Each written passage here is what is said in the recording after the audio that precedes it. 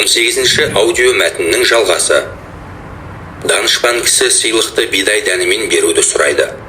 Шарт бойынша данышпанға шахмат тақтасының бірінші шаршысына 1, екінші шаршысына 2, ал келесі шаршыларға бұрынғыдан 2 есе артық бидай берілуі тиіс еді.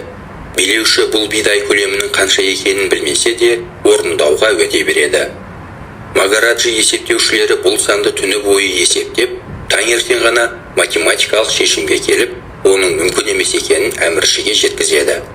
Себебі данышпан айтқан көлемдегі бидай бүкіл жер бетінде жоқ екен.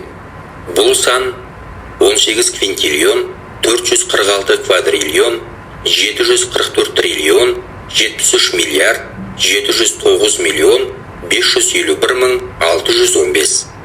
Осы мысал арқылы біз математиканың шахматта жасырылған таңғажайып мүмкіндіктеріне көз жеткіземіз. Шағын ғана шахмат тақтасы ойыншылар үшін көптеген айла тәсілді орындайтын соғыс алаңы. Ойын кезінде бірінші болып жүрген шахматшы 20 түрлі тәсілді пайдалана алады. Сол себептен шахматшылар әр қадамын байыппен орындайды.